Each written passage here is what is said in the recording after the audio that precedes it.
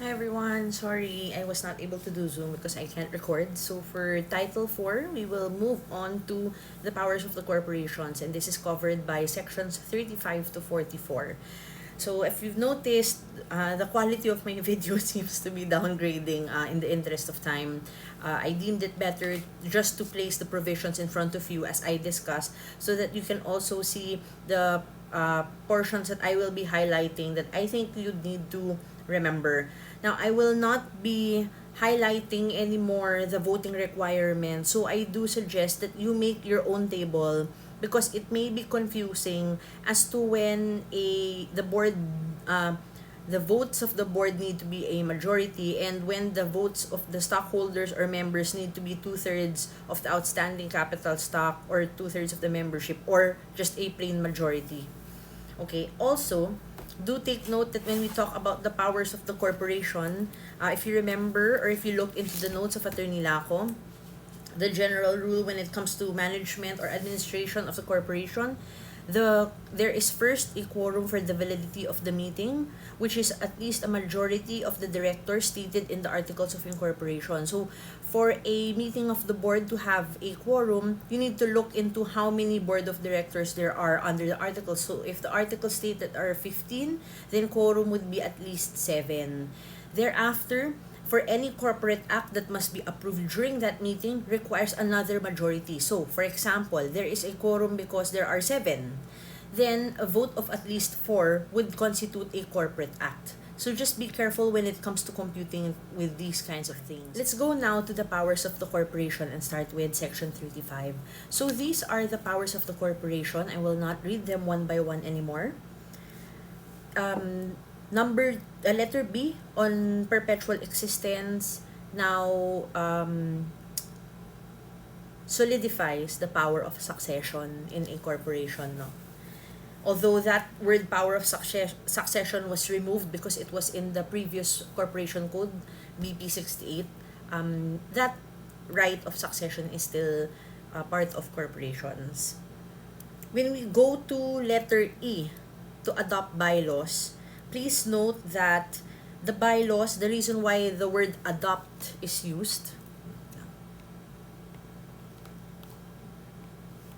yan, because it is not needed at the start of the, during incorporation rather. So although it can be, under section 45, if you read it, it's allowed.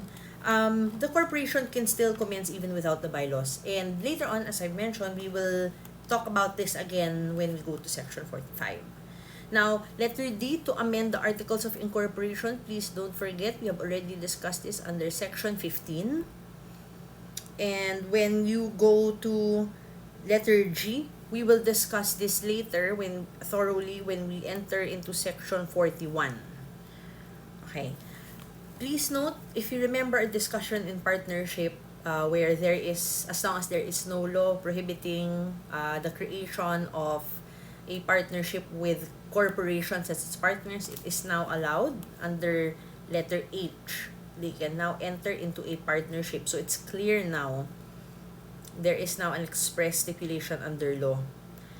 And letter I is part of the legislators' desire to incorporate corporate social responsibility. Yan. So this is really a CSR provision. And letter K, yan, under section 35, if you are asked, are all the powers under section 35 express powers? No, because letter K talks about, oh, pardon my handwriting, talks about implied powers. Yan. Okay, let's get started on the discussion section 35. So because the corporation is a creature of the law, it is now given limited or special capacities.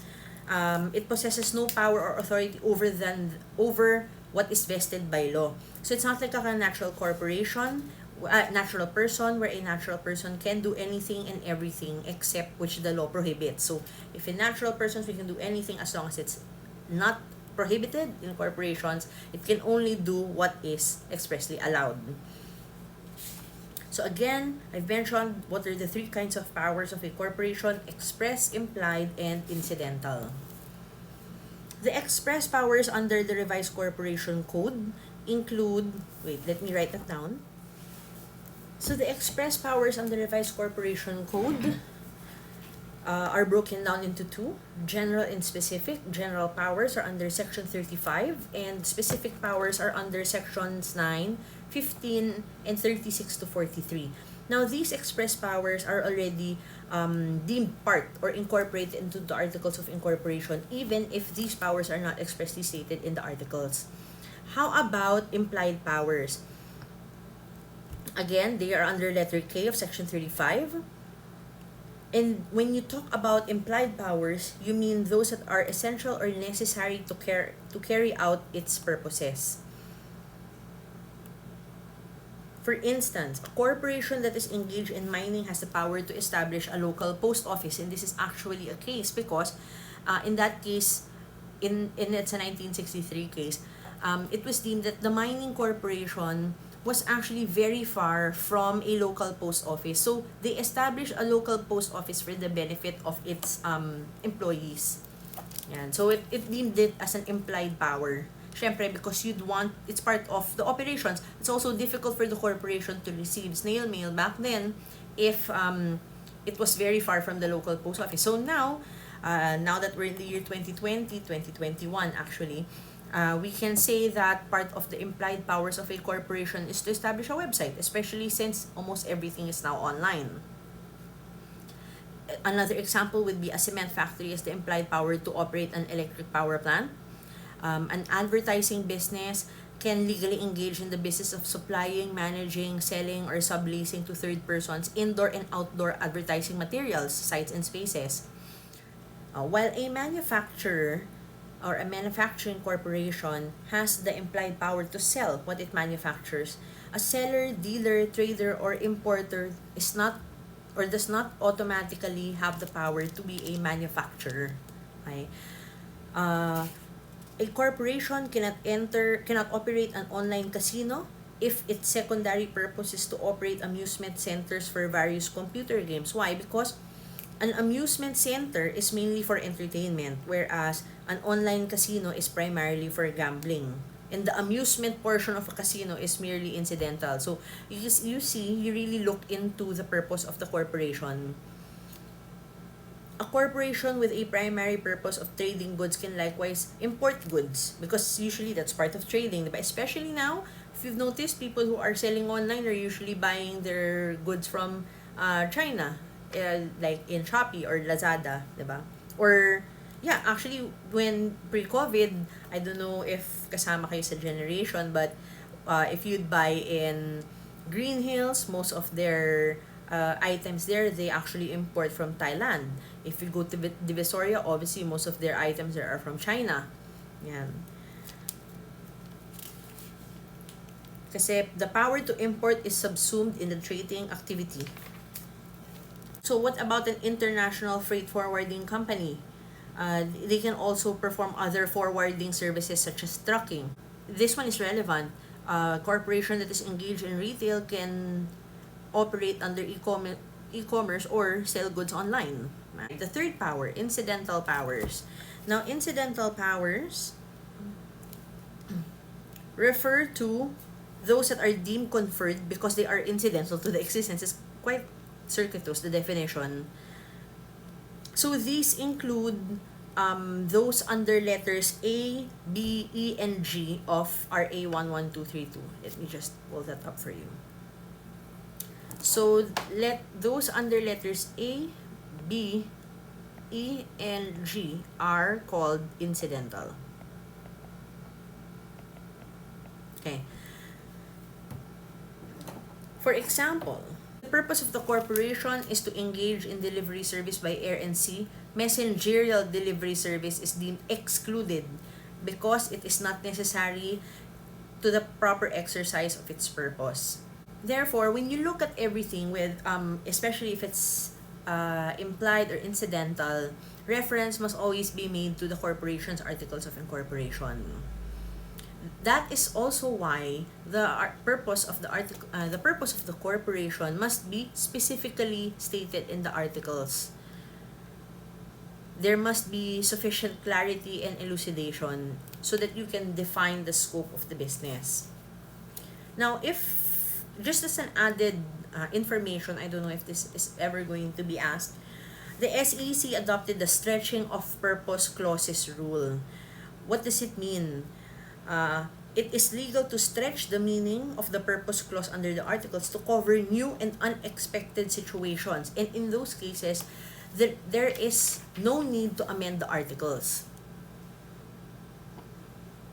For example, a provision in the articles allowing a corporation to affiliate or contract with other local and international organizations may be stretched in such a way as to allow the corporation to remit donations to a foreign organization because it's allowed to affiliate with international organizations. If you talk about the specific powers, babalik lang ulit ako. So I'm jumping from one to another, sorry. Again, as I've mentioned, it's 9. Please extend part of the specific powers, those under 11, which is the power to extend or shorten corporate term. 15, to amend the articles, as I've mentioned. 36, which is part of the extension or shortening of corporate term. 37, to increase or decrease capital stock or increase only bonded indebtedness, and we will discuss this later. 38, on the preemptive right. 39, on the selling or disposition of all or substantially all of the assets. 40, on the acquisition of its own shares. 41, investing corporate funds in another corporation, business, or for any other purpose. 42, to declare dividends. And 43, to enter into a management contract. Those are the specific powers. Now, for general powers, generally, what is only required is a board resolution. And these are under Section 52. Under Section 52, it will talk about a majority of the directors or trustees as stated in the articles of incorporation shall constitute a quorum, and we discussed this in the beginning, to transact corporate business. And every decision, meaning it's separate, every decision reached by at least a majority of the directors constituting a quorum shall be valid as a corporate act. The only exception would be if you are talking about election of officers, which shall require a vote of majority of all. So just be careful of that exception. Alright. So let's discuss letters A to K one by one. The power to sue and be sued. The power is through the board and its duly organized representatives. Usually, when you file cases, when the corporation files a case, part of the complaint is an attachment of the board resolution authorizing the filing of the complaint by a representative. Also included is that representative sign a certificate of non-forum shopping. So, if you are asked, can the lawyer of the corporation file a case on behalf of the corporation? The answer is yes, if that lawyer was authorized through a proper board resolution. How about letter C? Okay, kasi letter B self-explanatory. How about letter C? The power to adopt and use a corporate seal. The seal is not indispensable actually for the transactions of or contracts of the corporation, except under Section 62. So let me just place that here.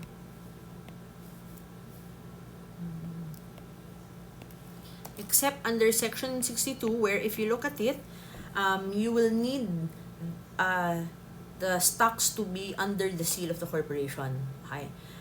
Section 15 for the power to amend articles of incorporation, so I will not discuss that anymore. And on the power to adopt bylaws, I will discuss that later when we get to Section 45 onwards on the bylaws.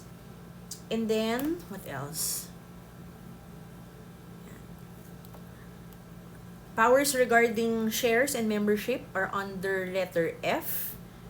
So, Part of these would be the power to issue previously unsubscribed shares, the power to sell treasury stocks, to sell delinquent shares, to acquire its own shares in proper cases, and we will discuss that later. The power to redeem redeemable shares, the power to increase or decrease the par value of shares, which you would need amendment of articles, and the power to resort to stock split. Okay. On the other hand, for non-stock, they have the power to admit members. And the corporation may actually prescribe qualifications and disqualifications for members. Next, letter G, the power to acquire, sell, lease, or otherwise deal with real or personal property. When it comes to real property, we will discuss this later under section 41. So just briefly, before I move on to the next letter, the power to sell, acquire, lease, or otherwise convey real or personal property is vested within the board. While a corporation may appoint agents to negotiate, if the power to sell land is conferred to an agent, there must be a written contract of agency. This is under also the civil code, no? Otherwise, it would be unenforceable. If you remember your obligations, that was already discussed in your obligations course. So, the power to exercise, letter G, yan, this one, we're still here, can be done without the concurrence of stockholders, again, because it is vested in the board. Now, the only times that stockholders' approval is necessary are those covered under section 49 and 41.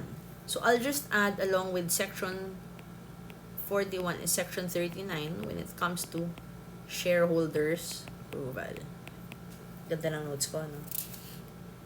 Section 41 refers to the power to invest corporate funds in another corporation or business. So what are the two requirements in order for a corporation to deal with real or personal property? One, it must be reasonably and necessarily required by the transaction of lawful business.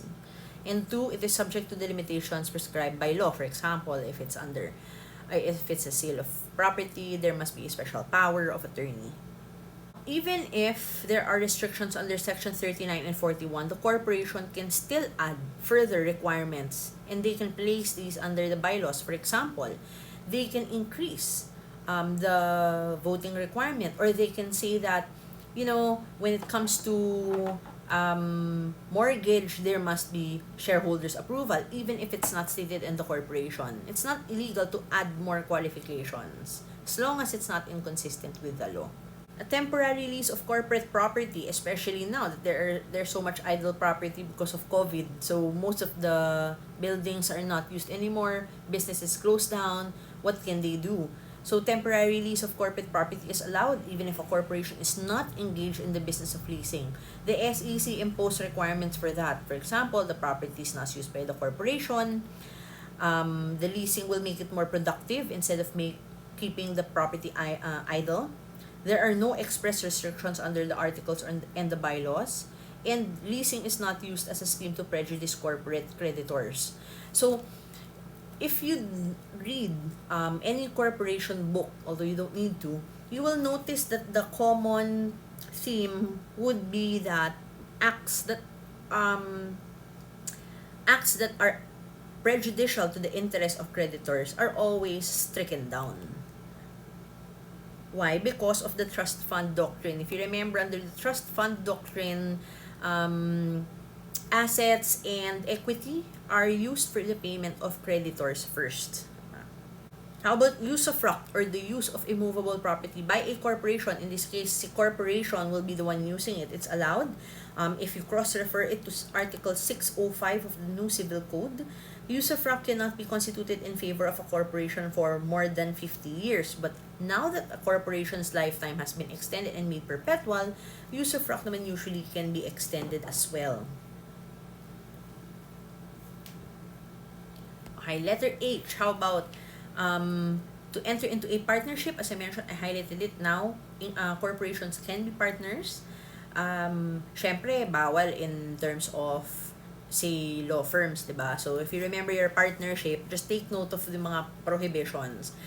They can enter into joint ventures, mergers, and consolidations. So, what is a merger? When one corporation absorbs the other, or it absorbs another constituent corporation or corporations. And there is consolidation when two or more corporations form a new one. And these we will discuss under sections 75 and 79. So I won't write it down now. The power to make reasonable donations under letter I.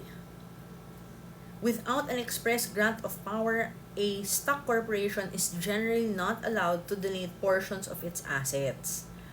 However, the revised corporation code now allows it. As long as the donation is reasonable, it must be for a valid purpose, including public welfare or for hospital, childcare, cultural, civic, or similar purposes like donations for COVID patients or donations to typhoon victims. Yan. And if the corporation is a foreign corporation, the donation must not be in aid of any political party or candidate, or for purposes of partisan political activity. So, the SEC observed that the donation must bear a reasonable relation to the corporation's interests.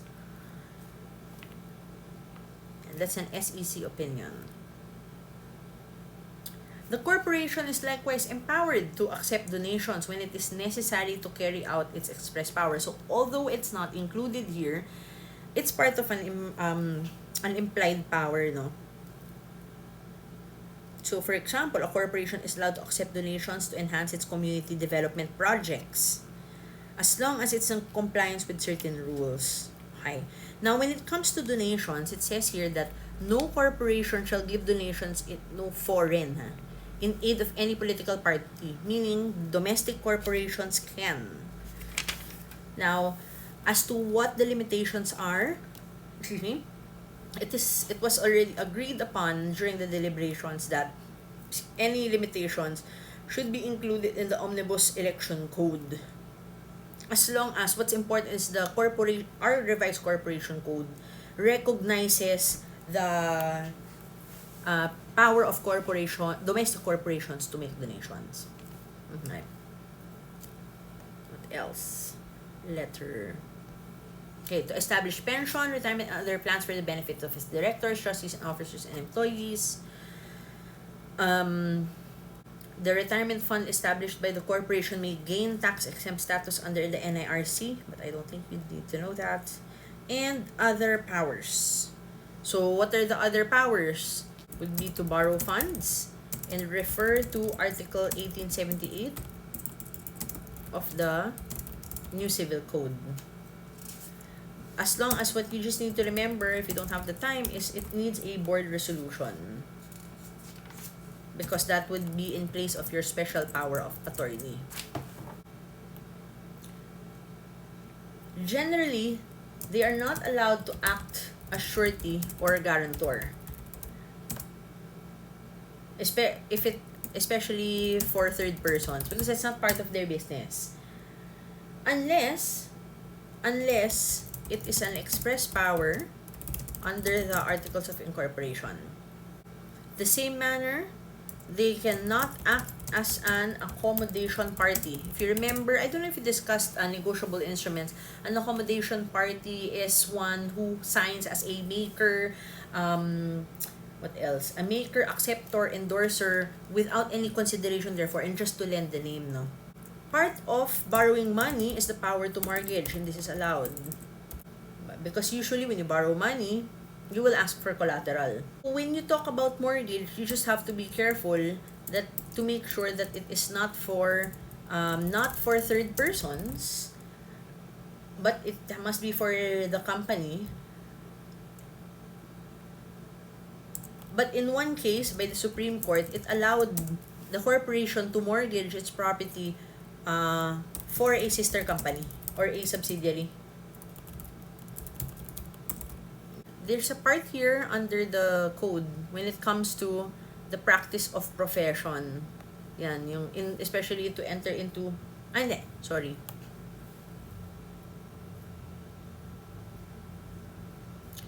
Here. Practice of profession. Under present laws, they are allowed. And these you will find under the 11th Foreign Investment Negative List. Currently, the practice of a profession should be exercised by natural persons. However, it is not expressly prohibited because what is needed is an enabling law. And if you see here in the screen, under number 5, letters A to O, these are the professions that can be incorporated because of the particular laws. So PD stands for Presidential Decree and RA stands for Republic Act. So I just placed it there for reference. In these special laws that you see here, they take into consideration the peculiar nature of the professional corporation. So there, they place certain limitations. For example, the limited liability of shareholders and officers cannot be strictly applied in these types of corporations because they do understand, syempre, with the practice of profession, there will be some personal liability involved as well. Let me just state, okay, since we're talking about powers and before we end this section, let me just state some problems I read where it was ruled either in an SEC opinion that it is an implied or part of the, implied or incidental power of the corporation. For example, in a corporation manufacturing goods such as jewelry and to trade the same on wholesale, part of its powers is jewelry assaying. I don't know if I am spelling that right. Pronouncing it right, ASSAYING, assaying, meaning to test or to analyze the purity of metals. And refining activities are part of its implied powers. And later on, if a corporation is to carry mineral exploration and exploitation, and this was asked of the SEC, it cannot engage in crewing business because to manage or operate vessels, say for example, is not necessary in carrying out mineral exploitation and exploration. Maybe it in this case what happened was that aside from exploitation of mineral resources, it wanted to transport it. And there the SEC said it's not an incidental power to exploration itself. What would be the remedy therefore? Amend the articles so that you can include that as a primary or secondary purpose. This is I think an actual purpose clause under an Articles of Incorporation to engage in and carry on a general mercantile and commercial business of buying, acquiring, holding, assembling, importing, and exporting, selling or otherwise disposing of dealing in any goods, merchandise, and commodities, particularly computer and its peripherals, electronic, industrial, and engineering items of every kind and all kinds of products, natural or artificial, of the Philippines or other countries, which are or may become articles of incorporation. So it sounds comprehensive enough, diba? But the SEC opined that in that corporation is not authorized to engage in computer maintenance service. Maybe because it was only engaged in buying, acquiring, holding, assembling, so in just selling. Oh well. So in a corporation whose purpose is to acquire by purchase, lease, donation, or other modes of acquisition, and to own, use, improve, develop, sell, mortgage, exchange, lease, and hold for investment, real estate of all kinds, and to build or cause to be built, buildings, houses, or other structure, that corporation is not allowed to engage in the memorial park business. What else? Oh, this is a good one. A business that is engaged in transmitting and receiving communications of every kind, news, music, messages, instruction, entertainment, pictures, advertising, light and energy in any form by means of electricity, electromagnetic waves, or any other kind of energy, force, vibrations, or impulses. Wow, it's very comprehensive.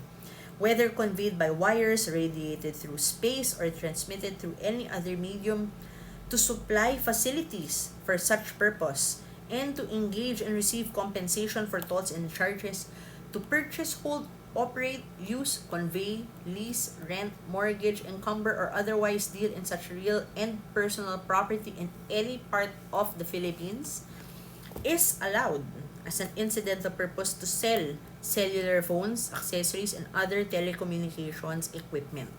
That's why it's best to be as specific but at the same time comprehensive. Yan. The key term there is to be comprehensive. So that's section 35. Section 36 talks about the power to extend or shorten corporate term. So here, you need to note that even if the last sentence talks about extension of corporate term in relation to a dissenting stockholders' right of appraisal, the same right can be exercised when it comes to the shortening of corporate term. And you will see this when you go to Section 80, letter A. So you can stop this video and double check that na lang. There is an additional requirement aside from that stated in this provision, and that is that a copy of the amended Articles of Incorporation shall be submitted to the SEC for its approval, although it's not stated here. Mainly because any amendments to the articles need to be submitted to the SEC for approval anyway. So the extension or shortening of corporate term under Section 36 is not equal to Section 11. And I've said that in a previous video. Because in cases under Section 11, if the existing corporations opt to have a fixed term, it's only a majority of the stockholders who need to vote to retain the specific term and notify the SEC, whereas under Section 36, there must be a ratification of 2/3 of the outstanding capital stock, shareholders representing the outstanding capital stock, or 2/3 of its members. The right for the life of the corporation is a concession of the state. Therefore, it is not an inherent right. The power to extend or shorten is not an inherent right. In fact, because the Revised Corporation Code now provides for perpetual life, the same is just a concession. So even if it's under the Revised Corporation Code, that perpetual life is not a right. It can be taken anytime. Aside from shortening, there can also another type of shortening aside from the ones under Section 36, yung by the majority vote of the board and 2/3 vote of the stockholders or members. Other modes are through dissolution, and we will discuss this when we get to sections 133 and 139. So when you shorten the term in cases under Section 36, it still has the effect of dissolving, and the date of the dissolution when it comes to shortening of term under Section 36 takes effect on the date of the approval of the amended articles by the SEC. So the 3-year liquidation period, which we will discuss later on when we get to Title 14, will be reckoned from the date of the SEC approval. This is different when you talk about expiration of the corporate term, because when you get to the expiration of the corporate term, the dissolution takes effect on the day following the last day of the corporate term. You don't need any issuance by the SEC for a certificate of dissolution in those cases. Section 37 talks about the power to increase or decrease capital stock, and also the power to incur, create, or increase bonded indebtedness. I highlighted here decrease of capital stock because you might make a mistake of including bonded indebtedness in decreases. Obviously, if a bonded indebtedness is decreased, it means it's paid for. It's a normal business operation to pay for the corporation's debts. That's why it's not included here. I know it's common sense, but I used to make a lot of careless mistakes when I was in college, and I hope you don't make the same mistake. So here, in this case, although you will see that the vote here is only for outstanding capital stock, you will note, because it's a very long provision, you will note that the same can be for non-stock corporations, and the same 2/3 fractions is required for the members. So the certificate mentioned here under the second paragraph must be signed by a majority of the directors and countersigned by the chairperson and secretary of the meeting, meaning it is not necessarily and not automatically the corporate officer. So when you say secretary, it does not necessarily have to be the corporate secretary. When you say the chairperson, doesn't necessarily have to be the president. Any increase or decrease in the capital stock, let me just move here, needs the approval of the SEC or the Philippine Competition Commission where appropriate. And this application must be sent to the SEC within 6 months from the date of approval of the board and stockholders, and it may be extended for justifiable reasons, such as during the pandemic. It was possible that the corporation itself had difficulty processing the paperwork, or the SEC itself could have been closed during the pandemic, no, during the ACQ or what. Other justification as well, not just the pandemic. So I'm just stating that as an example. Now, you can read the rest. I would like you to see the sworn statement of the treasurer. And we are referring to the treasurer's affidavit. I'm not sure if you studied this in basic accounting, but during the previous corporation code under BP 68, when a corporation incorporates, under Title 2, if you remember, it was required for a treasurer's affidavit to be submitted, wherein 25% of the authorized stock is subscribed, and 25% of the subscribed capital stock is paid up.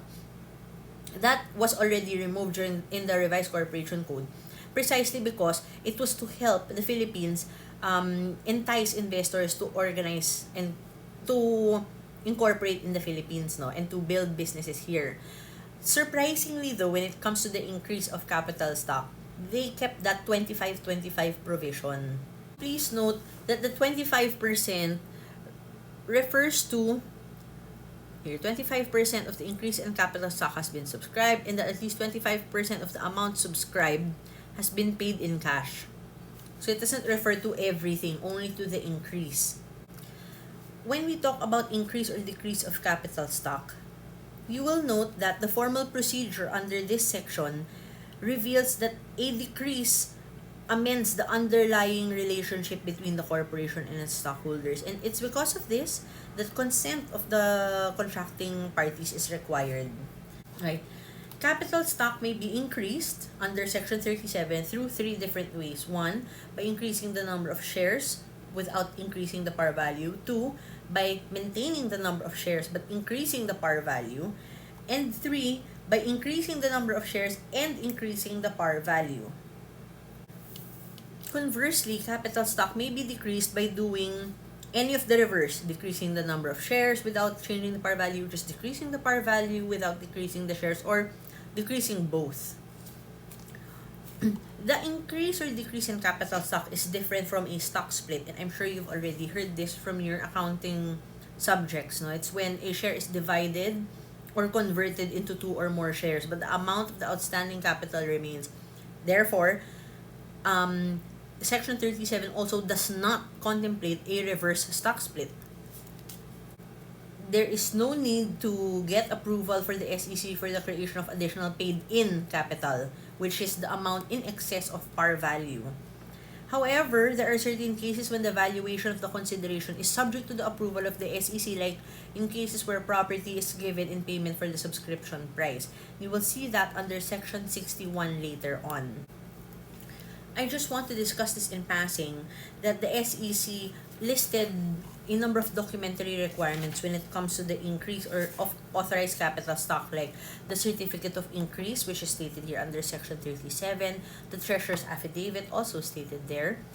Other things are the list of stockholders as of the date of the meeting approving the increase, indicating their nationalities of the subscribers and their respective subscribed and paid up capital, as certified by the corporate secretary. This is also in keeping with, especially with the corporations where a nationality requirement is placed or is prescribed by law.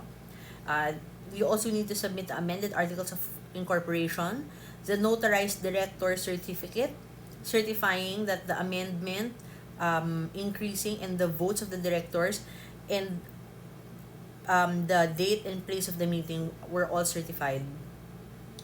And these shall be signed by a majority of the directors and the corporate secretary. You also need endorsements or clearances from proper government agencies like the SEC departments if it's applicable, and a separate secretary certificate certifying that no action or case has been filed before court involving any intra-corporate dispute. So if the For the additional subscriptions, there are added requirements there, like if it's paid in cash, the subscription contract and the secretary's certificate needs to be included. If the additional subscription involves conversion of advances or liabilities and it's converted to equity, a deed of assignment signed by the creditor or subscriber assigning the advances as payment for his subscription must be made. So I won't go through other documentary requirements as I feel it won't be asked of you anyway. So the exercise of the power to decrease capital stock is a management prerogative. As a consequence of the decrease, the value of the decrease may be distributed to the stockholders as long as the rights of the creditors are not affected. Kasi this will be a return in capital, diba? That's why part of the documentary requirements to be submitted to the SEC is a list of creditors and their consent if the decrease involves a return of capital. Because Section 37 requires SEC approval, any payment by the stockholder of the subscription price for the additional stocks before the filing of the application are only considered deposits on future subscriptions, and the corporation holds those payments in trust only. Usually, an application for increase in capital stock must be accompanied by a management representation signed by the president or CEO and treasurer or CFO. And for those of you, as I'm sure, I know there are not all want to be CPAs, but for those of you who would like to practice later on, in cases of increase of capital stock, there must also be a report of an independent certified public accountant on the conduct and result of the required verification procedure. Because the SEC will verify cash payment for subscriptions, or it will verify conversions of advances or liabilities into equity. So when we go now to the second part, to bonded indebtedness, it covers all kinds of bonded indebtedness only, not all kinds of indebtedness. So let me repeat. When it comes to bonded indebtedness, we are only talking about bonded indebtedness. This is because other types of indebtedness, like regular loans, ganyan, they can be exercised by the corporation as part of its implied power. So it may execute notes or other customary evidences of indebtedness. When you say bonded, it refers to secured indebtedness, secured by real or personal property that are covered by certificates. So they refer to negotiable corporate bonds secured by mortgage on property. So the requirements are basically the same in terms of the documentary requirements imposed by the SEC. And there are a lot of them. I will not mention anymore. Section 38 talks about the power to deny the preemptive right of stockholders. If you see the provision in front of you, you will notice that the right can be denied but only through the articles, not the bylaws. And there are also instances where the preemptive right is not given, and that is when it is in compliance with laws requiring stock offerings or minimum stock ownership by the public, or if it is issued in good faith with the approval of 2/3 of the stockholders, if the same is in exchange for property needed for corporate purposes or in payment of a previously contracted debt. So what is the preemptive right?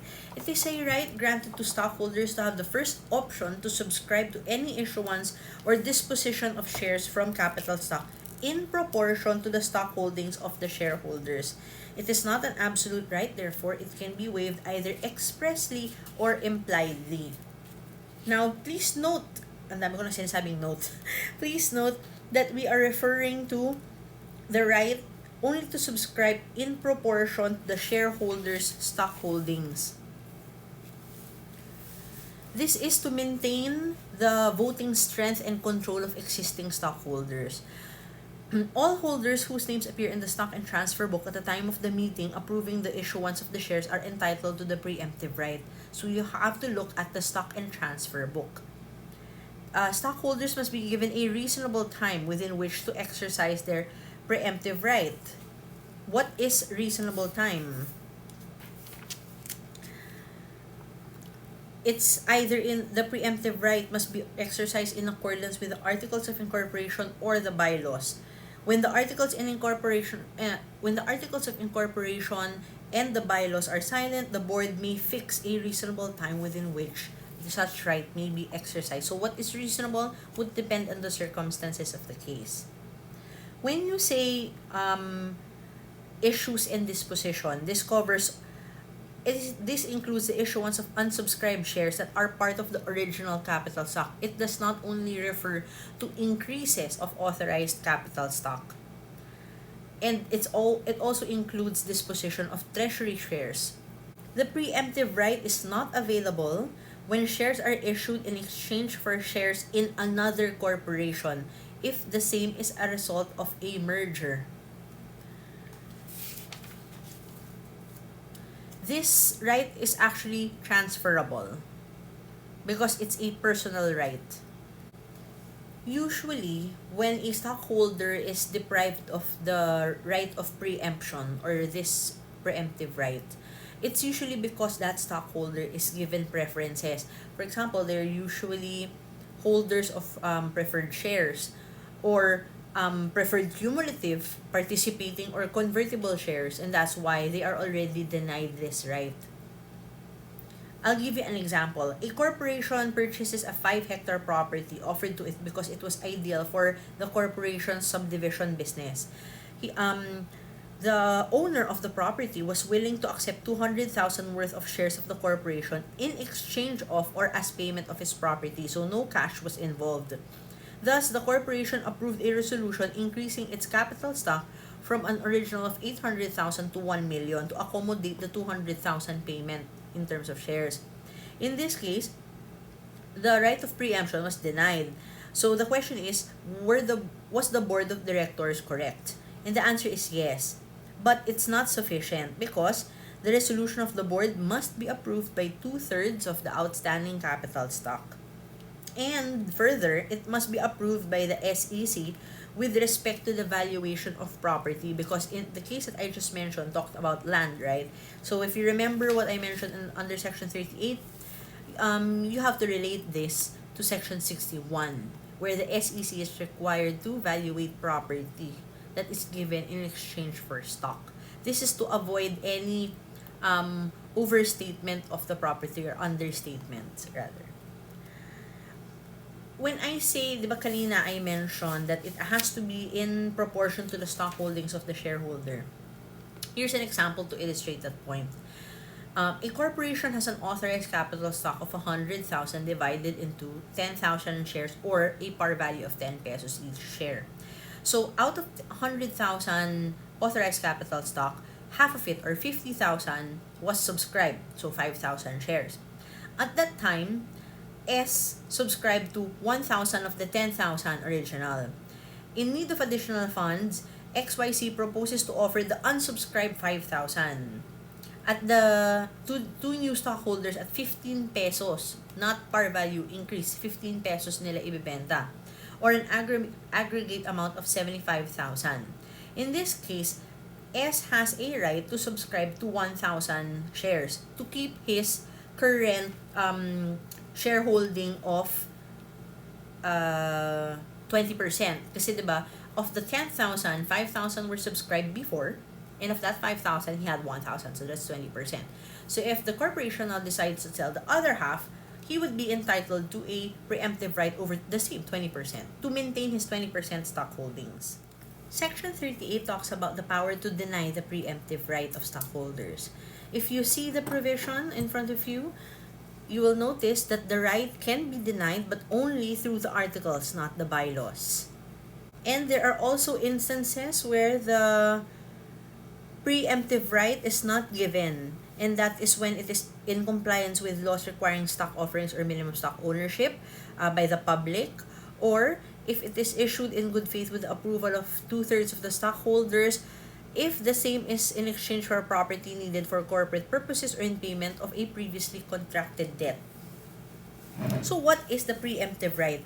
It is a right granted to stockholders to have the first option to subscribe to any issuance or disposition of shares from capital stock in proportion to the stock holdings of the shareholders.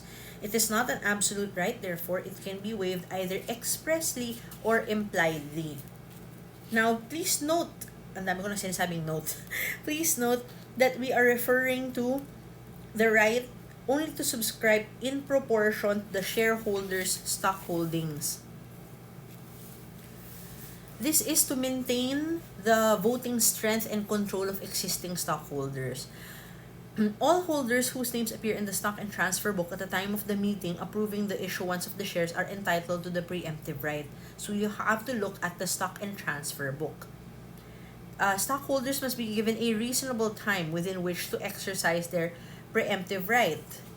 What is reasonable time? It's either in the preemptive right must be exercised in accordance with the Articles of Incorporation or the bylaws. When the Articles of Incorporation and the bylaws are silent, the board may fix a reasonable time within which such right may be exercised. So what is reasonable would depend on the circumstances of the case. When you say issues and disposition, this includes the issuance of unsubscribed shares that are part of the original capital stock. It does not only refer to increases of authorized capital stock. And it also includes disposition of treasury shares. The preemptive right is not available when shares are issued in exchange for shares in another corporation if the same is a result of a merger. This right is actually transferable because it's a personal right. Usually, when a stockholder is deprived of the right of preemption or this preemptive right, it's usually because that stockholder is given preferences. For example, they're usually holders of preferred shares or preferred cumulative, participating, or convertible shares, and that's why they are already denied this right. I'll give you an example. A corporation purchases a 5-hectare property offered to it because it was ideal for the corporation's subdivision business. The owner of the property was willing to accept 200,000 worth of shares of the corporation in exchange of or as payment of his property, so no cash was involved. Thus, the corporation approved a resolution increasing its capital stock from an original of 800,000 to 1 million to accommodate the 200,000 payment in terms of shares. In this case, the right of preemption was denied. So the question is, was the board of directors correct? And the answer is yes. But it's not sufficient because the resolution of the board must be approved by 2/3 of the outstanding capital stock. And further, it must be approved by the SEC with respect to the valuation of property, because in the case that I just mentioned talked about land, right? So if you remember what I mentioned under section 38, you have to relate this to section 61, where the SEC is required to valuate property that is given in exchange for stock. This is to avoid any overstatement of the property or understatement rather. When I say, di ba kanina I mentioned that it has to be in proportion to the stock holdings of the shareholder. Here's an example to illustrate that point. A corporation has an authorized capital stock of 100,000 divided into 10,000 shares or a par value of 10 pesos each share. So out of 100,000 authorized capital stock, half of it or 50,000 was subscribed, so 5,000 shares. At that time, S subscribed to 1,000 of the 10,000 original. In need of additional funds, XYZ proposes to offer the unsubscribed 5,000 at the two new stockholders at 15 pesos, not par value increase, 15 pesos nila ibebenta, or an aggregate amount of 75,000. In this case, S has a right to subscribe to 1,000 shares to keep his current shareholding of 20%. Kasi 'di ba, of the 10,000, 5,000 were subscribed before And of that 5,000, he had 1,000, so that's 20%. So if the corporation now decides to sell the other half, he would be entitled to a preemptive right over the same 20% to maintain his 20% stock holdings.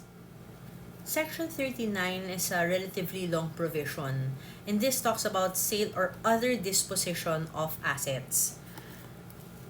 So here, note that, ang dami ko namang note, it talks about a majority vote of its board of directors. The reason why I highlighted the word its, because it talks about majority of the entire board and not just of the board present constituting a quorum.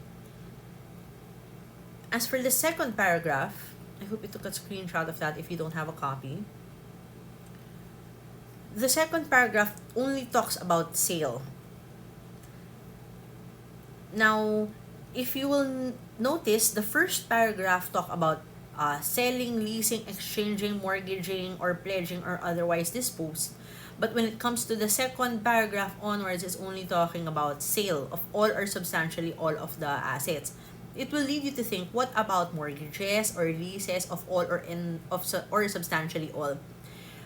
Authors believe that it also includes the other types of dispositions. The sale here also includes corporate acquisitions, stock asset sales, not stock sales. And it also includes de facto mergers. What are de facto mergers? It is one where a corporation acquires all or substantially all of the property of another corporation in exchange of shares of stock of the acquiring corporation. The acquiring corporation would end up with the big business enterprise of the target corporation, whereas the target corporation would end up with basically its only remaining asset at being the shares of stock of the acquiring. The third paragraph contemplates instances where a non-stock corporation has members that where all its members do not have voting rights, in which case a majority of the trustees in office will suffice. The fourth paragraph talks about the tests in determining whether the sale involves all or substantially all. It actually talks about two types of tests. The first one being the qualitative test, and that is here based on net value. That's the quantitative, And the second one, where it would be rendered incapable of continuing the business or accomplishing the purpose, is called the qualitative test. Okay, so I'll just put QN because it's hard to write. This is quantitative and this is qualitative test. Now, as to which test takes precedence or which test is more important or whether both tests should be applied is actually still subject to SEC rules and regulations. I will not discuss anymore the formal requirements in order to comply with this provision that's already provided here in the fifth paragraph. The second to the last paragraph, the penultimate paragraph, talks about abandonment. Now, although it was already approved by the required votes of the board and the stockholders, here, if they decide to change their mind and just cancel it, there is no more action needed. The only thing that is required is approval. Because if you look at most of the provisions of the Revised Corporation Code, the only reason why there is a requirement of there is a ratification or a voting requirement for the stockholders is to protect their interest as well as the interest of the corporation. Therefore, if they decide not to push through with the sale, then it is definitely not prejudicial to the stockholders of the corporation. That's why there's no more voting requirement needed. The last paragraph, it's part here and at the top here, talks about the power of the board to sell, lease, exchange, mortgage, or otherwise dispose of its assets if it is necessary for the usual and regular course of the business, or if the proceeds of the sale will be used for the conduct of the remaining business. This means that if the sale, lease, exchange, mortgage, or pledge or disposition is for these two reasons below, then the voting requirement is not needed anymore. So what happens if Section 39 is not complied with? The sale is void. What if all or substantially all of the assets were mortgaged? And it is usually evidenced by a mortgage trust indenture. The subsequent appointment of a replacement of a new trustee, because usually the mortgage trust indenture is given to a trustee, normally a bank. If the trustee is changed, would that change require approval following Section 39? The answer is no, because it is only in the it is considered regular business to change the trustees. What is the reason for Section 39? It is because there is an implied contract among the stockholders to pursue the business for which the corporation was created, and that no disposition will be made until its dissolution. So why was Section 39 created? Because the code and or the legislators rather recognized the business necessity of conducting a sale or a mortgage or a lease to avoid loss in the business. What is the effect on creditors? The transferee corporation of all or substantially all of the assets will not be liable. So there is an exception, and it's called the Nell Doctrine because it's a Supreme Court case. The transferee corporation is liable in four instances. One, if there is an express or implied assumption of liabilities. Two, the transaction amounts to a consolidation or merger. Three, if the transaction is entered into fraudulently to escape liability of debtors. Or four, if the purchaser becomes a continuation of the seller. So the assumption of liabilities may be embodied in the agreement between the transferor and the transferee. For instance, the liability of the transfer bank in one case was limited to the liabilities resulting from normal banking operations and did not include the separation of employees. That's allowed. What about merger or consolidation? Why was it not included? Because there's really no sale in case of a merger or consolidation, except, as I mentioned kanina, de facto merger. So as I mentioned, the liabilities will not be transferred. What now happens to the creditors? They're still protected under the new civil code, specifically articles 1313 and 1381, where creditors can have the contracts in defraud of them be rescinded. What else? The Financial Rehabilitation and Insolvency Act of 2010, or the FRIA, provides that directors and officers of a debtor shall be liable for double the value of the property sold, embezzled, or disposed of, or double the amount of the transaction involved, whichever is higher, to be recovered for the benefit of the debtors and the creditors. If they, having notice of the this is referring to the directors and officers if these directors and officers have notice of the commencement of the liquidation, or they have reason to believe that these liquidation proceedings are about to be commenced, or the corporation is already in contemplation of liquidation, and despite that notice, they still dispose or cause to be disposed any of the property of the debtor other than the ordinary course of business, or they approve the same, or they conceal from the debtors the property of the corporation. So if you remember number 4 of the Nell Doctrine that I said, where the buyer is liable if the buyer is a mere continuation of the seller, that's called the Business Enterprise Transfer Rule.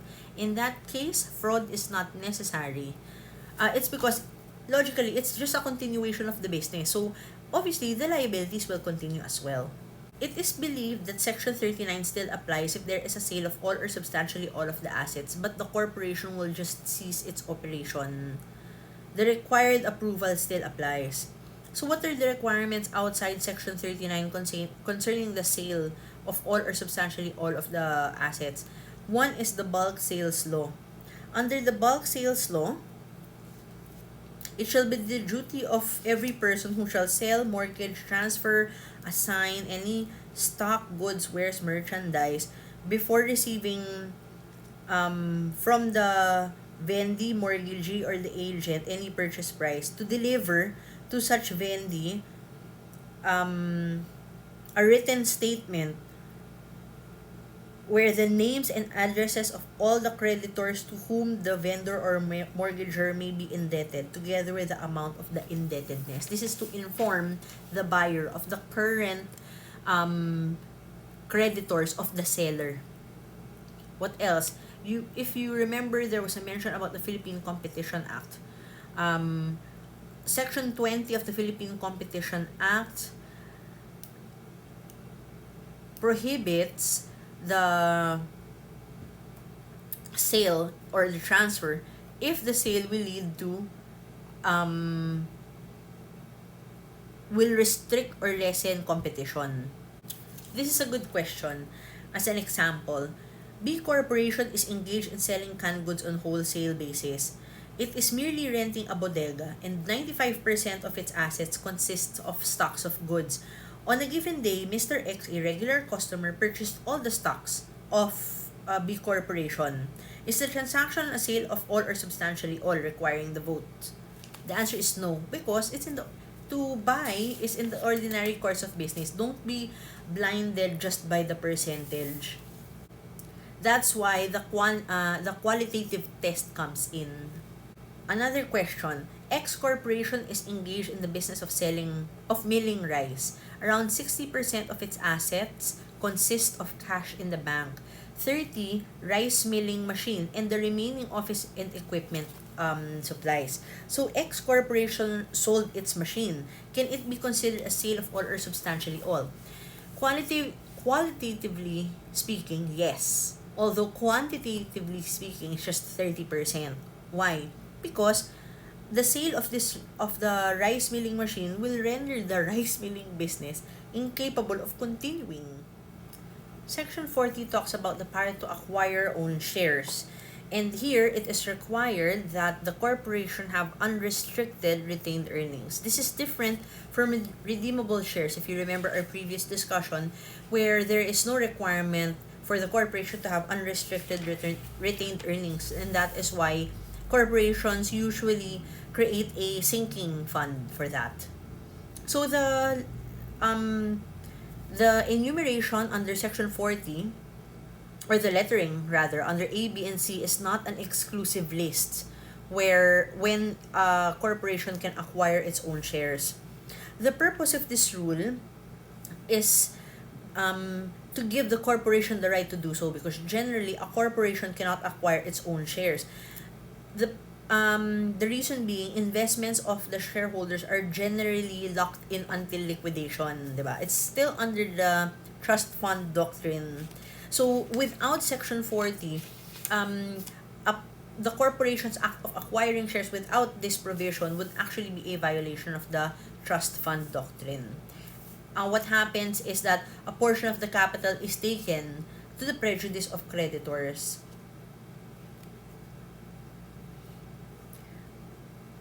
The power of the corporation to acquire its own shares is now an express power because of this. So if my mistake, no, yung a few minutes ago, you will notice I only wrote there until section 36. Please include section 40 if I haven't. The SEC gave conditions before the corporation may exercise its power. One is that the capital of the corporation must not be impaired, obviously, for the trust fund doctrine to be preserved. Two, that it is a legitimate and proper corporate objective is advanced. Usually, these are the three stated in front of you in the screen. Three, the condition of corporate affairs warrants it, meaning it's sort of pressing or necessary. And four, the transaction is designed and carried out in good faith. So in one case, it was asked of the SEC, A corporation is A is a stockholder of B corporation, where B has been advancing money to A to answer for its commitments. A corporation is now offering its shares to B to pay for the advances given to A. Can B acquire its own shares which are in the name of A, since A is a stockholder, by way of dasyon and pagod, despite the presence of negative retained earnings in its books? The answer is no, even if there is no money out. Remember, A is a stockholder, B is the corporation, but B gives money to A, the stockholder, as advances.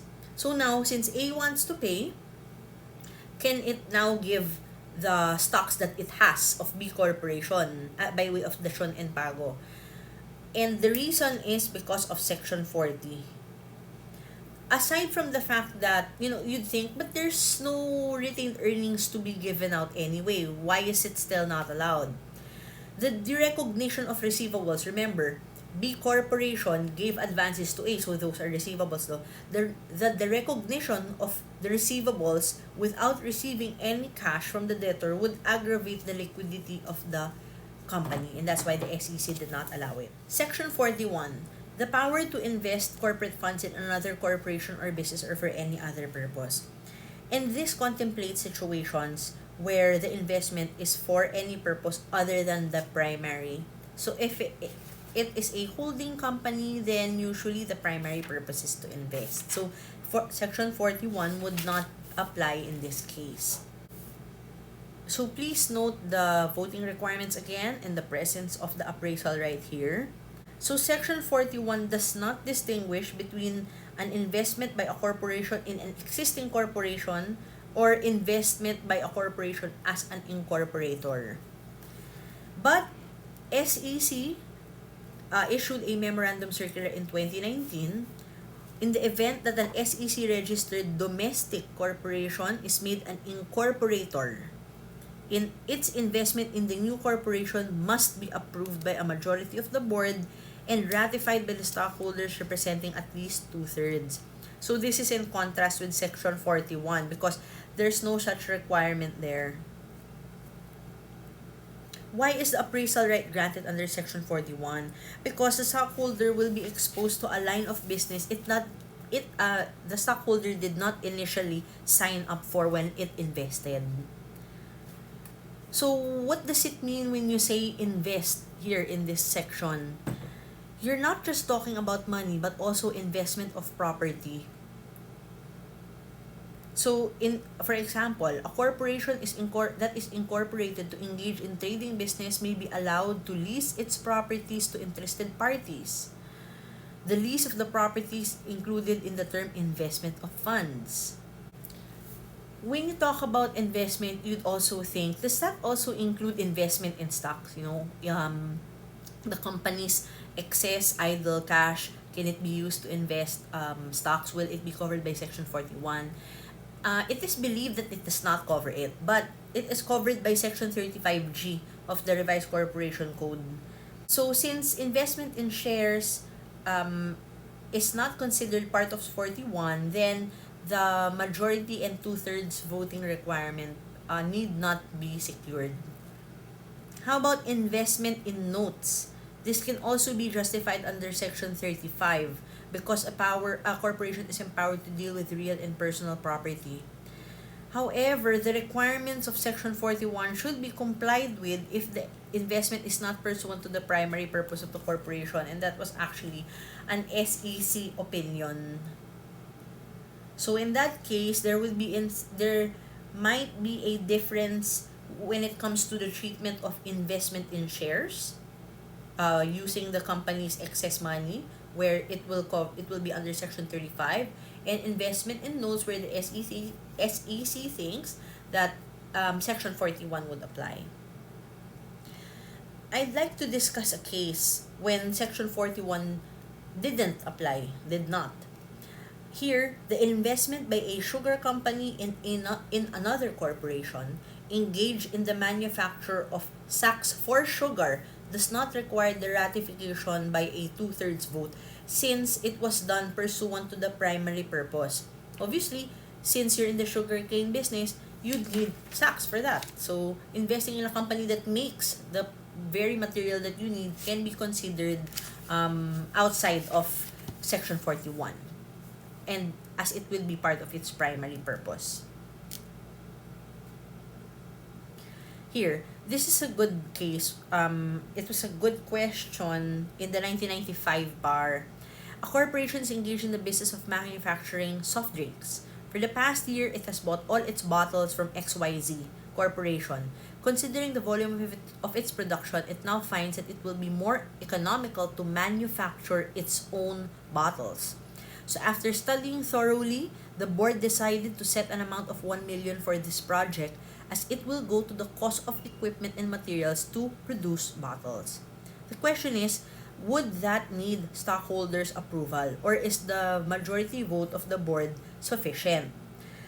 The answer would be that the matter does not need stockholders' approval because the manufacture of bottles is reasonably necessary for the corporation's primary business of manufacturing soft drinks.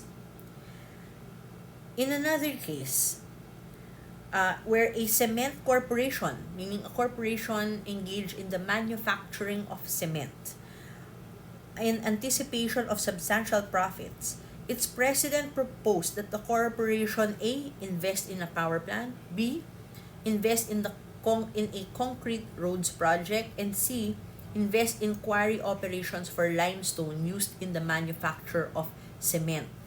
The question was which approvals needed stockholders' approval. Which corporate approvals or votes are needed for the proposed investments?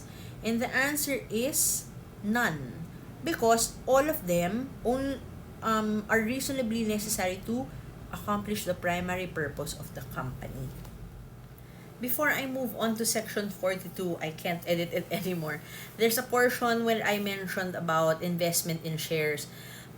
Please note that the majority vote of the board is still required, as every corporate act done by the board of directors necessitates a majority vote. If you remember, majority based on quorum. No? So, ang hindi lang kailangan, what is just not needed is the 2/3 vote of the stockholders. Okay. Now, section 42, power to declare dividends. Here, the power to declare dividends must be out of unrestricted retained earnings. So, the power that is not based on profit. Why? Because it's possible that a corporation earned profits, say, in 2021, but does not have unrestricted retained earnings because it has been at a loss in during 2020. So, delinquent stockholders, do they have the right to receive dividends? The answer is yes, because under the first paragraph, you will see in the middle that the delinquent stocks dividends must first be applied to the unpaid balance and expenses before they get any excess. Therefore, they still are entitled. If there is an excess, they will get it.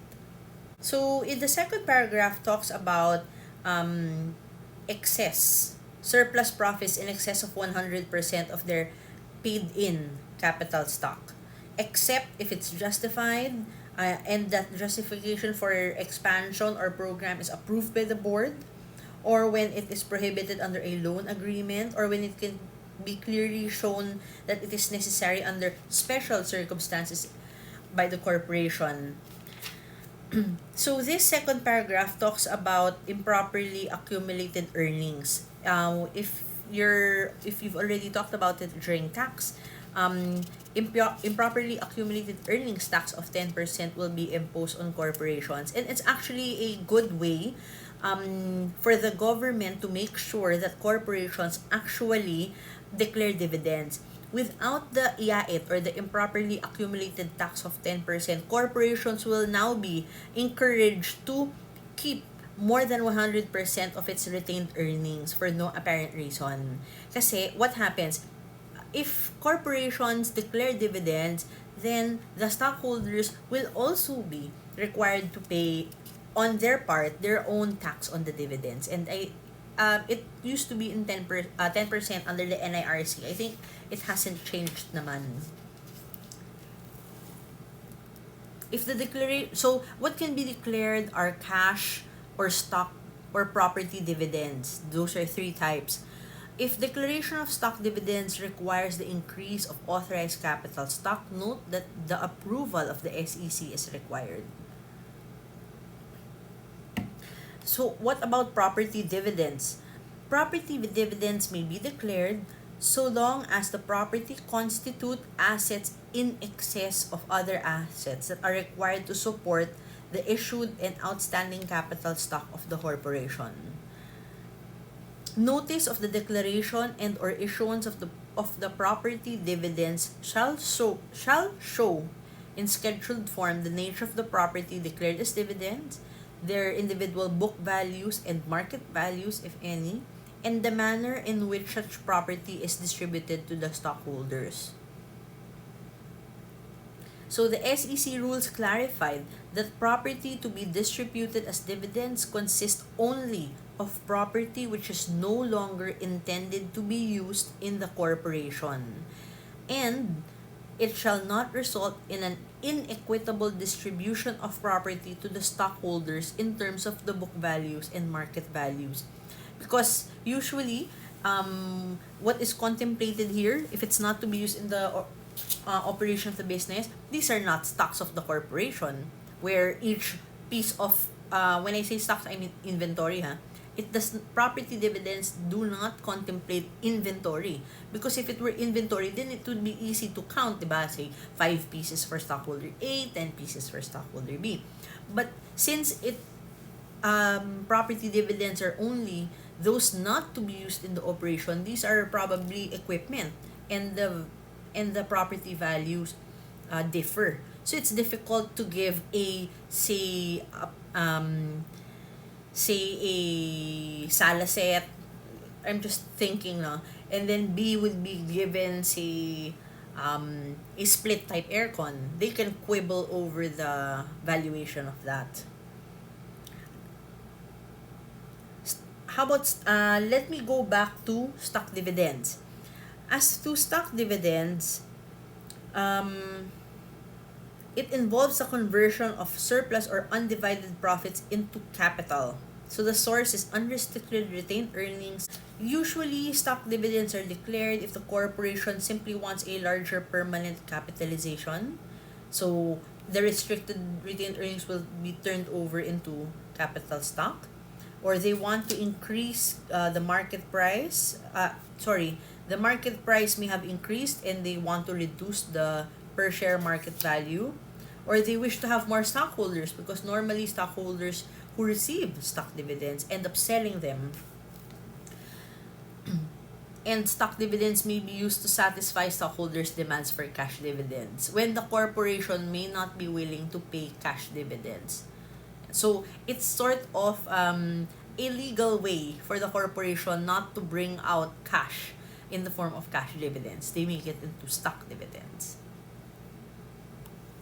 So it cannot be said that there is no consideration involved how when it comes to stock corporations. There is still consideration. You just don't see it physically because it's in the coffers of the corporation anyway. The SEC issued a memorandum circular in 2009 giving guidelines on the determination of retained earnings available for dividend declaration. So I will not discuss that lengthily. Section 3 of the SEC rules itemized into 10 items those affecting unrestricted retained earnings from an accounting purview. So such as effects in changes in accounting policy, foreign exchange gains and losses, actuarial gains or losses, dividend declarations, appropriations for retained earnings, reversals of appropriations, and effects of prior adjustments and treasury shares, and so on and so forth.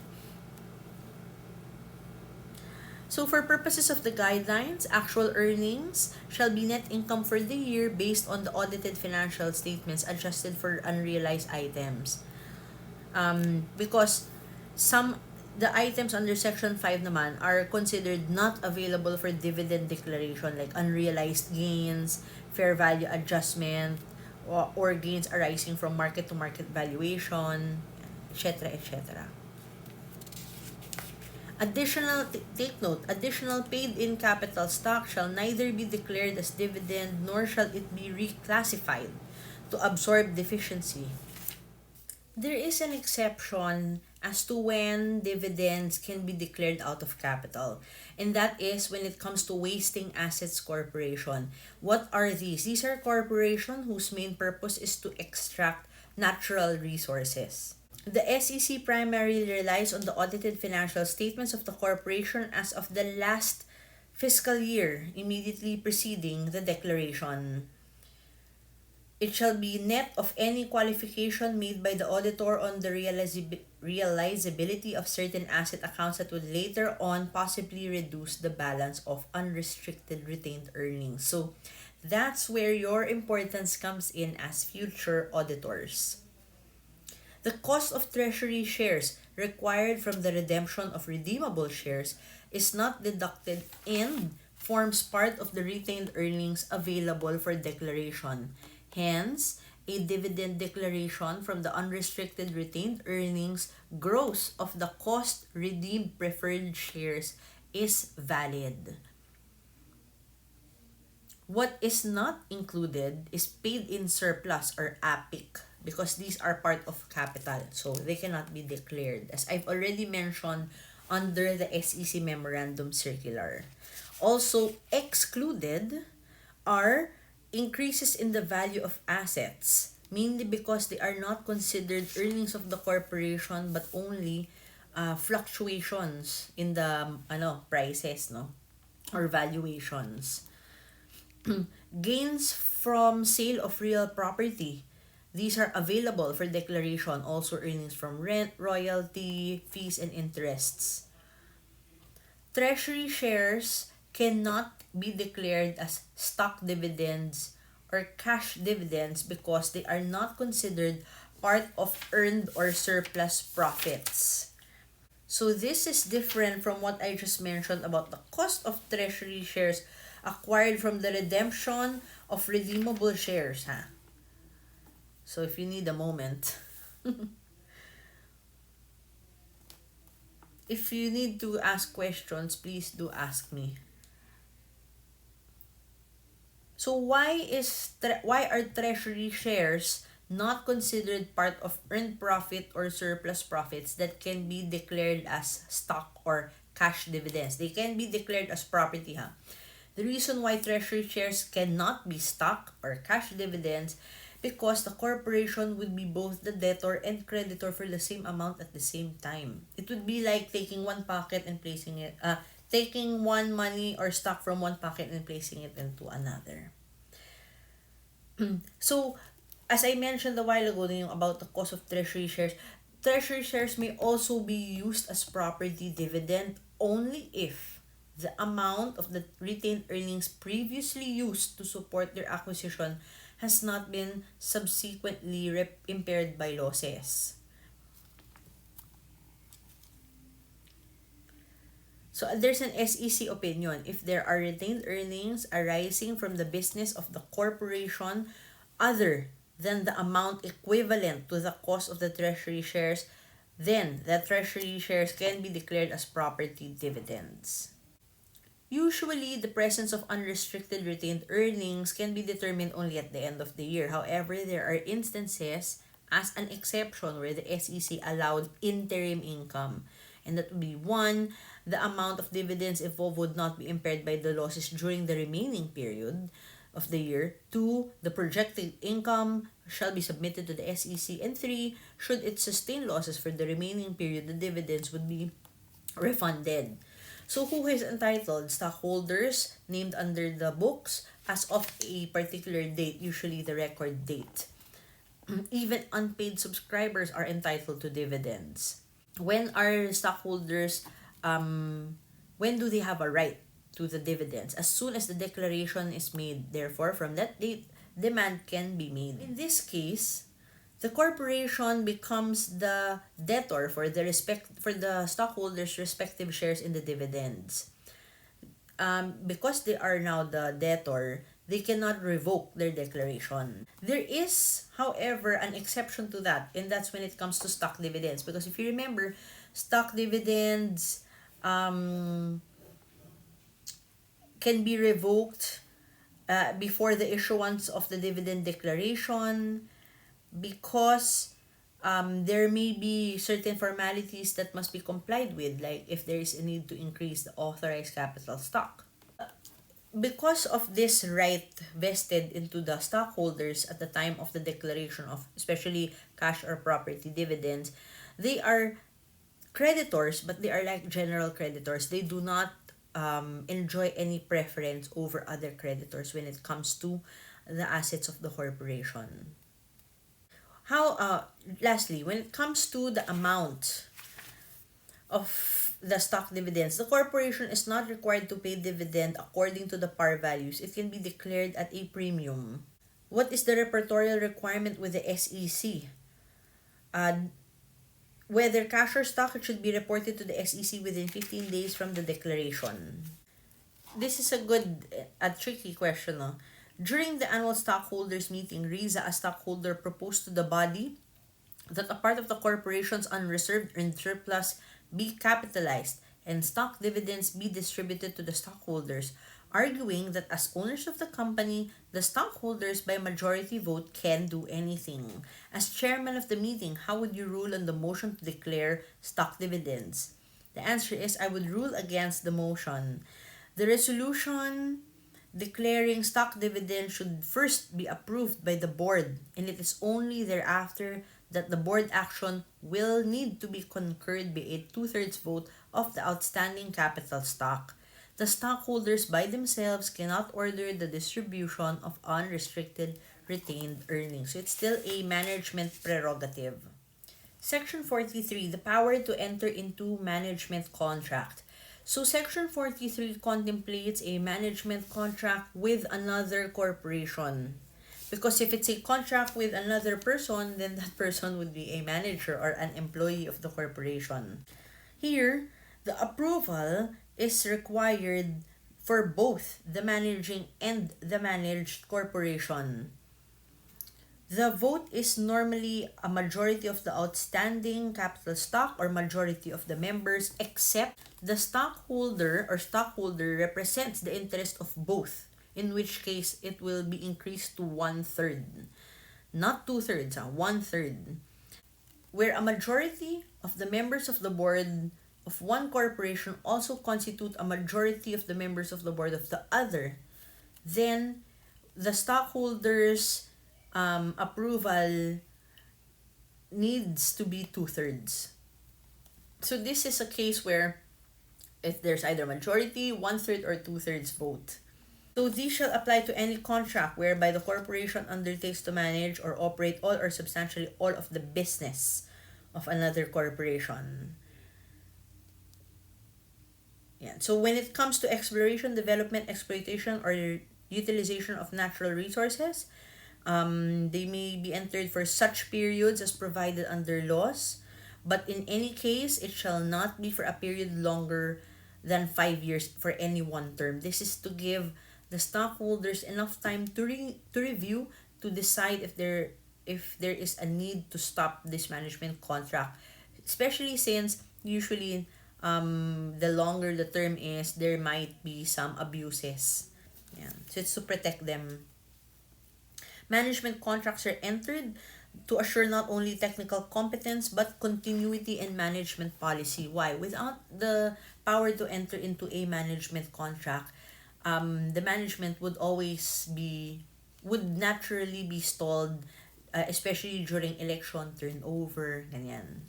A management contract cannot be entered into with a foreign corporation for partly or wholly owned nationalized activities that are covered by the anti-dummy law. Last section for this title is Section 44, or Ultra Vires Acts of Corporations. Ultra Vires Acts are not to be confused with inherently illegal acts. Why? Because inherently illegal acts are automatically void, whereas ultra vires acts are those that are not conferred to the corporation under the code or its articles, are voidable and are subject to ratification. This is because the corporate acts are presumed to be valid. So these are cases where a transaction is within corporate powers also, but is executed in an irregular or unauthorized manner. So usually it's those types of acts that are considered ultra vires.